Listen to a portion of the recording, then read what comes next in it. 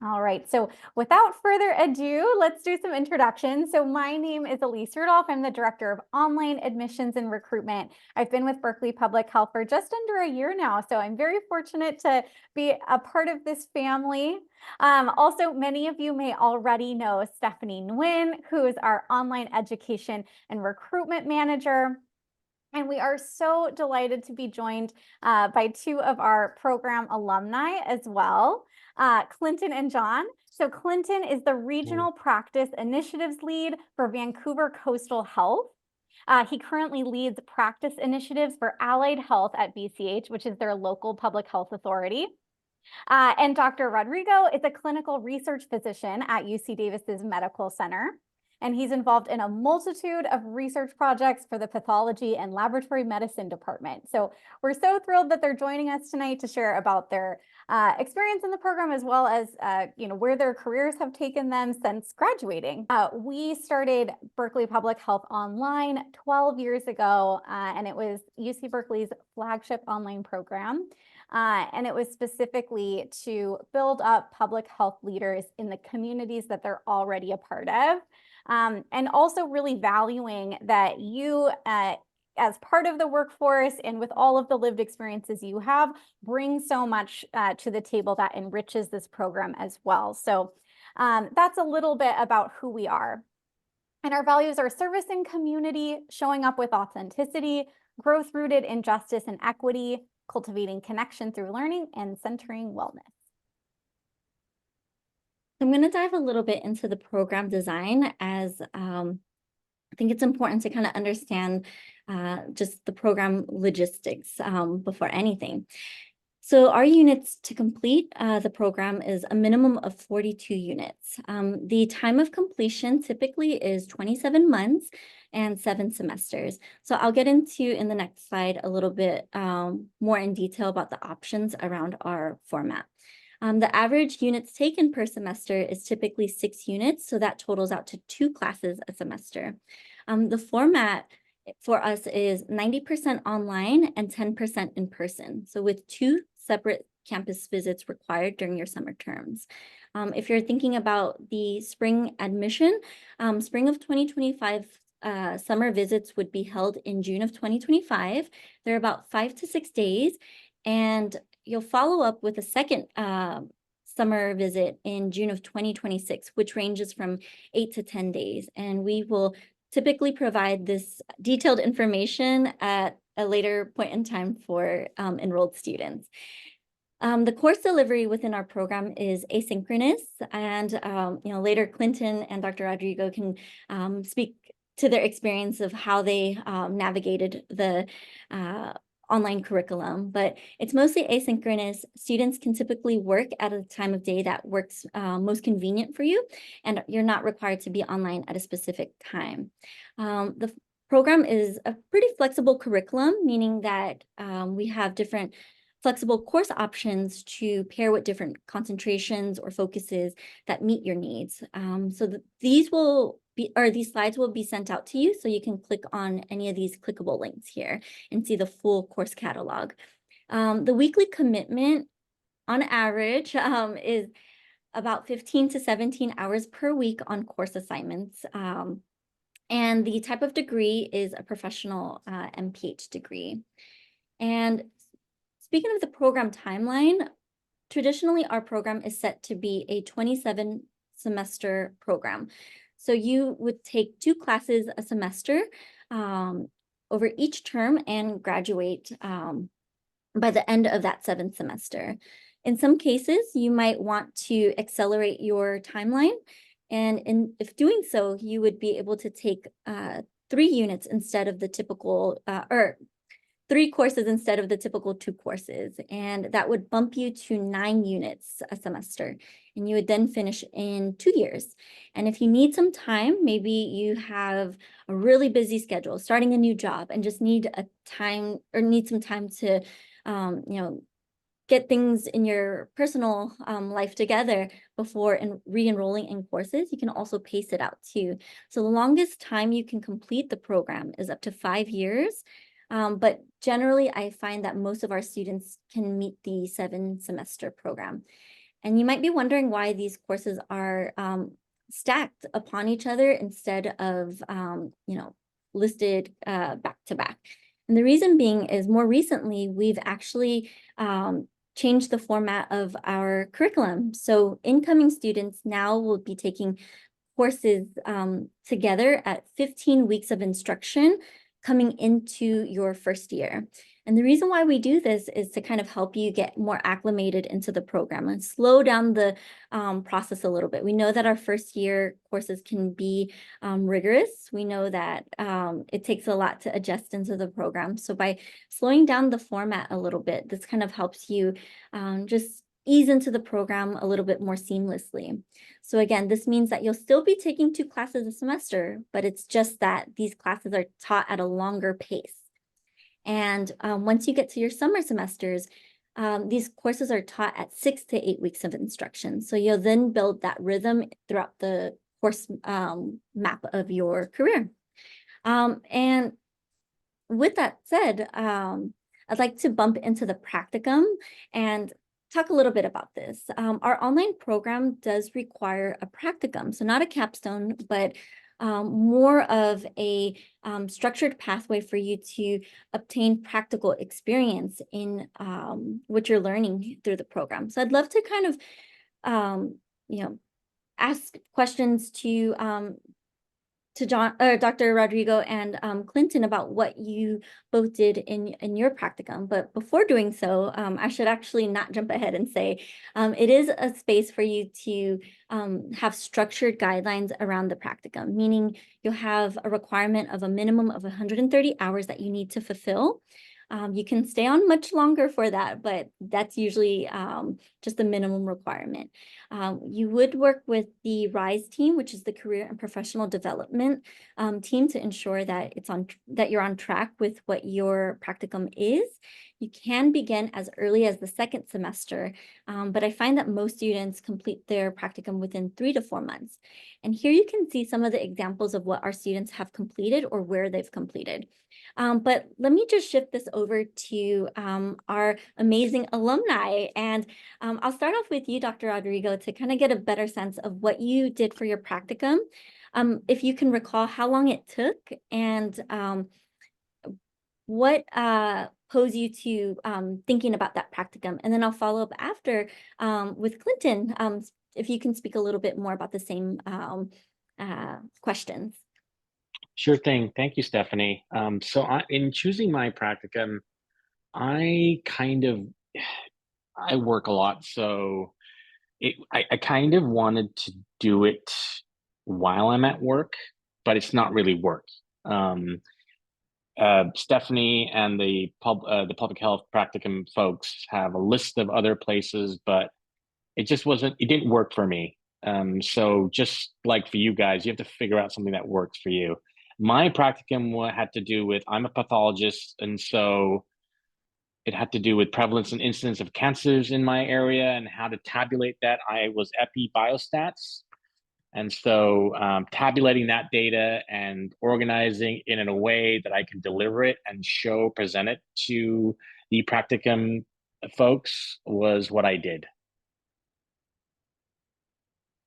Wonderful. And Clinton, can you share a little bit about your experiences and how you kind of navigated that?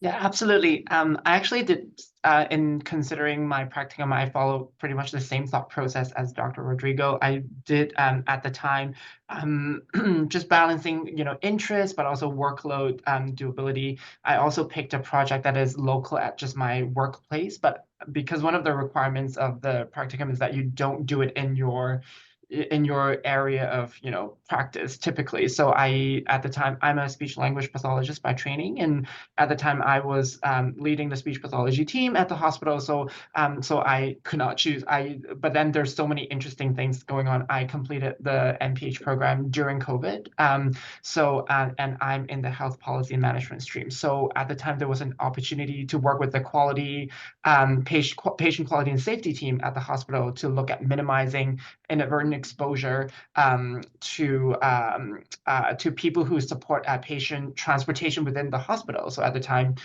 so we did a quality improvement project looking at reducing the instances of inadvertent exposure to COVID or any transmissible diseases within the hospital. So that was a very interesting experience. I like that same idea of doing work in my work environment, but not my regular work. And Berkeley did provide a lot of support in navigating, how do I work with my preceptor? How do I work this into my work schedule? So there was a lot of support, both in terms of how it's structured, the forms, even the forms we fill out was super clear, and then also the opportunity to ask for help if there are any questions. Wonderful. And just kind of dialing back a little bit, I know we talked a little bit about the program structure, so I'm curious to know a little bit more about your experience just kind of navigating the online curriculum and the time commitment. And, so you have the practicum, but just kind of dialing back to the actual experience, how did you go about that? And then after Dr. Rodrigo, we'd love to hear from you as well. Yeah, sure. Go, Quentin. Sure. I think, I think balancing the work, like the work-life balance definitely is the challenge. I think in some way, I was fortunate that I did this program during COVID because nothing else was happening, as we know, with the lockdown and all of that. So it's either going to work or I go home and do schoolwork. So in that sense, what was happening in the world simplified things for me a lot. I do, because I worked in healthcare and I recognize that not all my classmates and not all students worked in healthcare. I actually really enjoyed doing the program concurrently working. It's almost like every minute I spend at work is my practicum, because especially with my line of work being, a practice lead, always running projects, and then my stream in health policy and management, the two really drive. So I'm constantly able to take what I'm learning in class, like maybe something I read up last night, I can apply it the next day at work. So I really like that, and that solidified my learning, and so I really like the relevance between my schoolwork and my work. And I guess that encouraged me. That was the motivation for me to keep going at it. And I think I have found the one course at a time actually quite doable. I was not brave enough to do more than 2 courses one semester.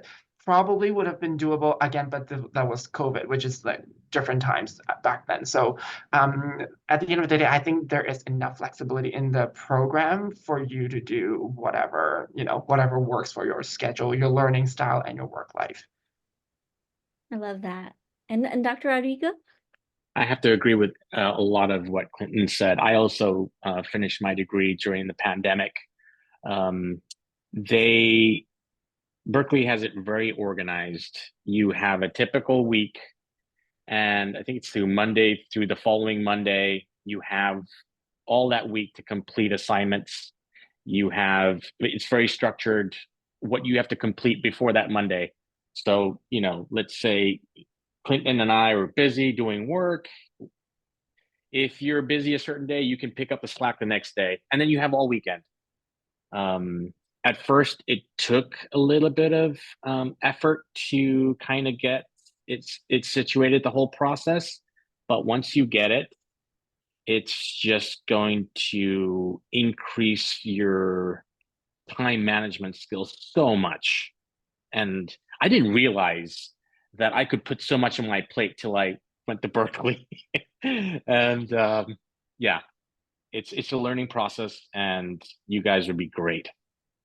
Yeah, I'm curious to know, the amount of independent work between collaborative work that you experienced too. What would you say that was like? Was there like a good balance between the both? Was it more independent work? Was it collaborative? Maybe Dr. Rodrigo might Sure. want to kick that off. Sure, Stephanie. Yeah, so I think there's a good balance there. A lot of classes, the majority would be independent work, but then I think midway they might have a group project, or maybe in the beginning of the semester. So it's a good mix up. And yeah. Awesome. I'm gonna Clinton, move I don't know on. whether you have anything to add. Yeah, absolutely. Yeah, similar. I think all my classes had a group work component, and I actually very much enjoyed it, which actually was one of the things that I was surprised at, because typically I am more of an introverted person. So but I actually I just really, really enjoyed the time connecting with my classmates over Zoom and learned tons from working with everybody. So yeah, just really, yeah, really enjoyed that person. And just going to Dr. Rodrigo's comment earlier, just around the structure, I think the structure was the program was very well set up, and the Yes. predictability of every course, the structure of every course basically is exactly the same. Everything's due on Monday. There's always a discussion post, so the predictability makes it a lot more doable than you think it's going to be.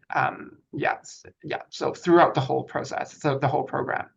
Yeah, and a And fun one, fact. Oh, I'm sorry. Go ahead, Dr. Rita. I just wanted to add something else, is that you spend your time over Zoom with all these people in group projects.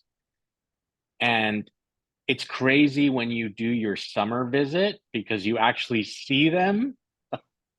And when you see somebody you recognize, the first big thing is you both smile at each other and you go, like, if Stephanie was there, I'd be like, that's Stephanie, that's Johnny. It's a great So feeling. true. So Yeah. true. And a fun fact is Clinton on the call is an international student. So I'm curious of how that was for you working with students that might have, primarily, let's say, be on the West Coast. How did you navigate that? Yes, I'm actually on the West Coast, so I Oh, am great. from British Columbia. So time zone was not a problem for me because most of my classmates are in California. However, when there's a will, there's a way. I think because the schoolwork is so enjoyable, I think everybody just make it work. I remember there was one course where in my group, I have somebody from Uganda and somebody from India. So we literally are like 1/3 away from each other from the world. So our team is just completely around the world. So finding a time to meet was a little bit difficult, but again, people are so understanding. Yeah, like everybody's just trying to help each other out. So it was somehow we just make it work. And yeah, and again, definitely learned a lot from meeting with my classmates. And even though in Canada, our healthcare system is obviously very different, and a lot of the content is based on the United States healthcare systems, there's definitely, that's another learnings that was surprising to me, is there's how much commonality between even with very different health systems. The principles of providing public health, how to do it, it's the same, really. Like the science behind how we do things is the same, and you just apply it differently in your local context. So yeah, if there's anybody who is from not from the States, I would still highly encourage this program to anybody. Yeah. Thank you for that. And I'm going to pass this to Elise to discuss a little bit more about the fees. All righty. So yes, we understand that paying for graduate school is, obviously a big piece of the pie and the decision-making factors. We want to be transparent about the program fees that you could expect. So currently, the cost of our tuition is $1,478 per unit. And again, it's a 42-unit program in total.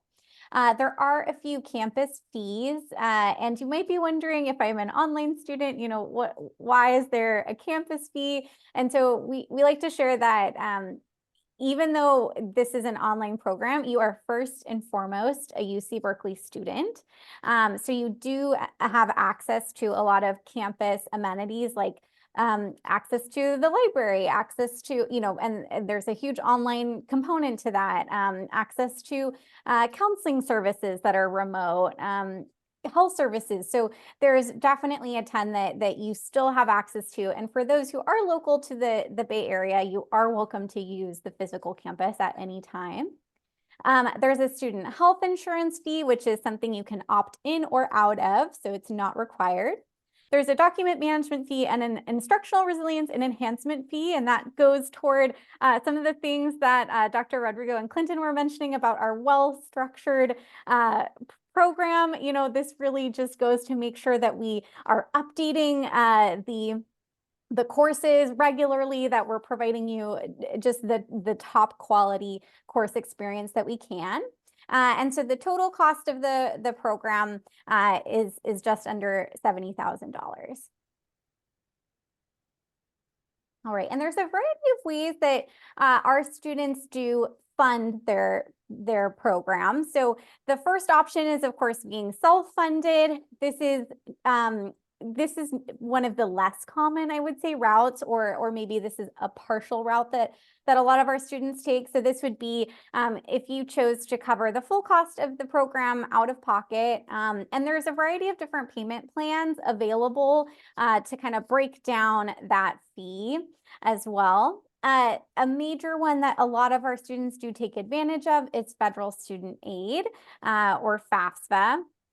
I do like to be transparent that at the graduate level, federal student aid is primarily unsubsidized student loans, but that is a very common resource that folks take advantage of.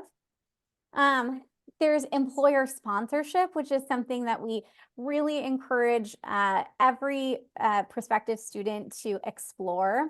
So this would be, there are a lot of companies or organizations that do provide a tuition benefit as part of their overall benefits package. So we highly encourage you to talk to your supervisor or your HR department and find out if that's something that your employer offers. And if they don't, we do also have some tips for how to ask for that as well. So we have some tips on our website of how you can approach your employer and ask them to help sponsor your graduate degree, which is something that you're positioned well to do, especially if you're going to continue working for that employer while you're going to school. And then we do also offer a few scholarships as well. So for the spring 2025 cohort, which is the application cycle we're currently in, there's 2 scholarships available: the Dean's Health Equity and Leadership Award and the Rural Health Innovation Program, which is a fully funded scholarship for folks who are living and working in rural communities. So I just wanted to pause and see, Clinton or Dr. Rodrigo, if you're comfortable, would you like to share any more about sort of how you funded your program, or any experiences you may have had with scholarships or aid or employment through campus? Sure thing, Elise. So I did 4 of those things: self-funded, federal student aid. I did UC Davis paid for a little bit of mine, and then scholarships. So it was a mixture of all of them, whatever works. But the financial aid people are so amazing, and they clearly tell you and remind you of deadlines, when to apply for FAFSA. And if they have any questions, they'll usually email you, reach out to you, and it's very quick. So, and then for scholarships, I usually used to talk to Deborah Barnett, and then she would give me insight as to what scholarships were available. And probably Stephanie Elise could help you with that or guide you in the right direction. Yeah, and that was it. And Clinton, if you had any additional comments. Yeah, so I think as international students, I guess our options are somewhat a bit more limited in terms of US-based funding. I did fund the program by myself with with my savings and all that, but I think that's where that working and studying really helps. So I was able to maintain my income, which essentially just kind of keep paying off to help me pay it helped me pay off the tuition, basically. So that was great. I do know, like, locally there are different I would assume that would be the same for many other countries where the local government would fund any programs. Unfortunately, the ones that I looked at, I was too old for all of the ones that I looked at for Canada. But however, at the time that I was applying, however, there are usually like local government funding that you can look for. Thank you both so much. And yeah, one thing I'll highlight as well is scholarships don't necessarily stop at the time that you apply. There's often new scholarships becoming available to current students while you're in the program. So, there's definitely other things that do crop up and our current students can take advantage of. All right, so a little bit about our application process. As I mentioned, we are currently accepting applications for spring of 2025. We do have a few prerequisites, so we would love for students to have a college level math or statistics that where you earned a B+ or higher. And we are looking for a minimum of a 3.0 GPA. Now, there's a few required items, and these are going to be your standard application materials, but the first is a little unique, and so I want to talk about that. It's your advanced GPA calculation. So here at UC Berkeley, we typically look at your last 2 years of undergraduate coursework for your GPA. That's going to be the most important GPA we look at. And the reason being that we understand often the first couple years of undergraduate are an adjustment period. And so by looking at everything after those first 2 years, it tends to be a more favorable GPA. So there is linked in this presentation a sheet that will help you calculate your advanced GPA, but definitely something to look out for. We require 2 different essays, a statement of purpose and a personal history statement. Stephanie and I will offer additional workshops where we cover, writing tips for the 2 distinct essays, but at a high level, your statement of purpose is really why this degree, why now, why UC Berkeley. You're telling us why this is the right fit for you and how you see this program, aligning with your career and personal goals. And then your personal history statement is really your opportunity to share with us who you are, all the things that make you a unique person, your unique lived experiences, your passion for public health, all of those things.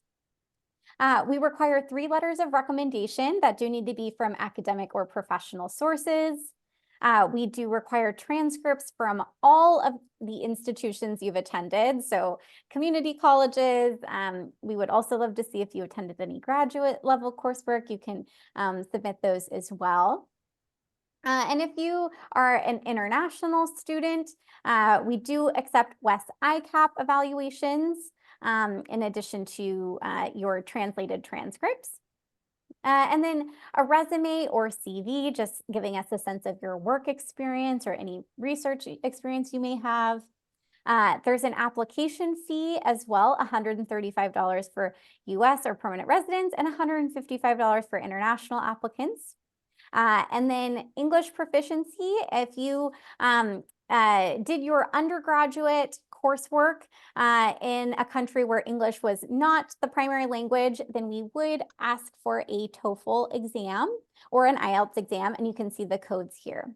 And then lastly, GRE is not required, which is great. We're very, very pleased that you do not have to sit for the GRE. However, if you did, we would love to see your scores and you're welcome to submit them to us. So with that, Dr. Rodrigo and Clinton, I would love to hear from each of you sort of about, your experiences applying to the program and any tips you might offer to those on the call. Clinton, do you want to go? Sure. Okay. I did not know that we no longer require the GRE. So it's because I know, I saw that too. I was like, oh, because when I went to write the GRE, I felt a little bit ridiculous at my age, and then looking at the people around me, I was like, oh, okay. There's an age gap there. But yeah, I think the application process, again, just like the rest of the program, was very straightforward, and everything, the expectations were very clear. Generally, I guess when we're looking for references, just really making sure that you find somebody who really knows you. And fortunately, I did have those folks both at work and from my previous academic studies. Yeah, I think, and then with the essays, just really focusing on why you want to do the program and your passion and how it aligns with the vision and the mission of the school. I think that's going to be that will help you to be most successful, I think. Yeah. Yeah, I think Clinton hit everything that I was going to say. It's just very simple. Everything's lined out for you. So I kept in contact with Stephanie and just submitted all my stuff. And yeah, I didn't have to take the GRE because I went to medical school, but I mean, everything's there. in black and white. So I remember the questions about the GRE, so I'm like, oh yes, let's put that behind us. But should you choose to submit the GRE scores, I will say that a competitive score is within the 50th percentile or higher, and that's solely up to you. The reason why we have a lot of these requirements that you see here in the checklist is so we can get to know you beyond just your academics, being able to look at the personal history statement. That's actually something that I wanted to ask you both of. How did you differentiate the personal history statement and the statement of purpose? I know that some folks on the call might have kind of a hard time differentiating the two. So what were some of the tips that you can that you would say helped you devise the or differentiate the two when you were working on it?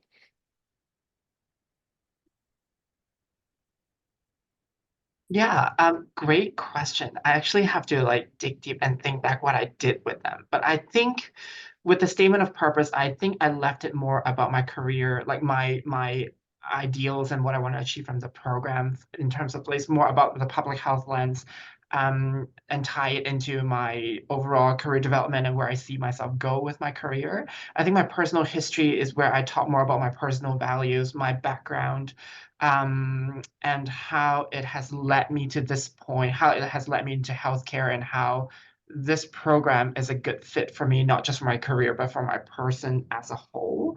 I think that's how I differentiated it. Yeah. I can vouch for that because I did see your application Oh, after what did I when you say? got I don't even remember. What did I say? Yeah. can we see it? Can we see it, Stephanie? We totally can. So I Yeah. will say you did a fantastic job of being able to organize both. And yeah, I Okay, would great. love to share that back with you both. That would be And awesome. and Dr. Rodrigo, do you have any tips or anything you'd like to add to that? I think Clinton hit everything again. Statement of purpose, basically how I was going to incorporate what I learned from public health into my job right now, and then personal history, what made me who I am today, basically. So Awesome.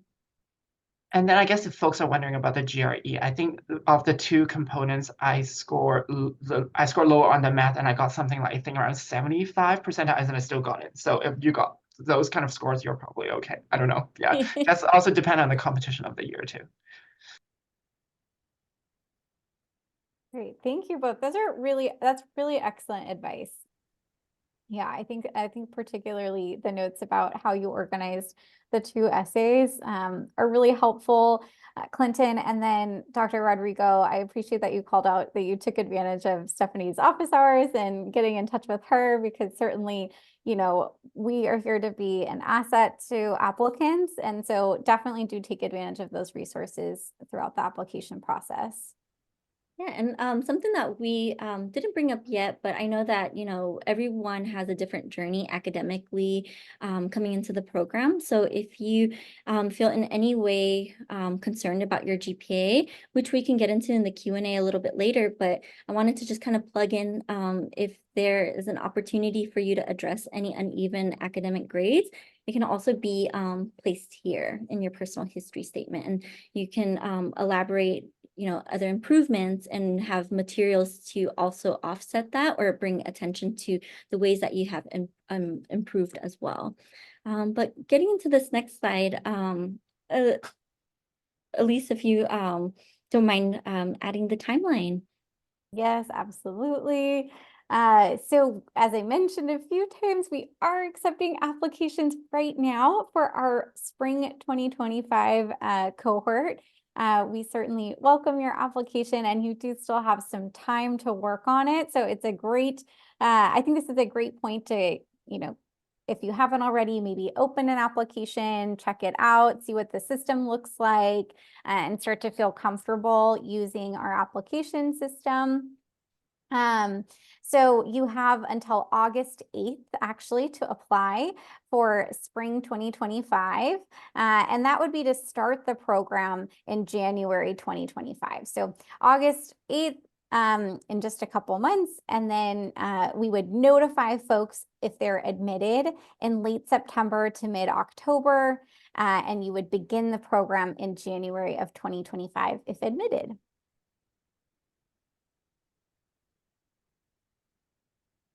All righty. And lastly, we just want to highlight some of our awesome student outcomes. We have from our 2023 graduating class, we had an average salary of $111,000. So, you know, it was really a huge range, but we're really excited to see that number for our graduates. And then here we've listed some examples of job titles that our graduates have: data analyst, senior financial analyst. You've heard from Dr. Rodrigo and Clinton about their career trajectories as well. So we really have folks, I mean, we have engineers, attorneys. There's really folks from all different professional backgrounds and who take all different professional journeys after graduating from the program, which I think is a really unique aspect of Berkeley's online MPH. And we also just have highlighted some of the companies that many of our graduates work for. So these are some kind of top employers of our graduates as well. And I just wanted to ask, you know, I think this is a great moment, Dr. Rodrigo and Clinton, if you would be willing to share a bit more about your professional journeys post-graduating, and if there are any things that you feel like that really helped you in your career that you got out of our program. Go ahead, Clinton. I'm still formulating an answer.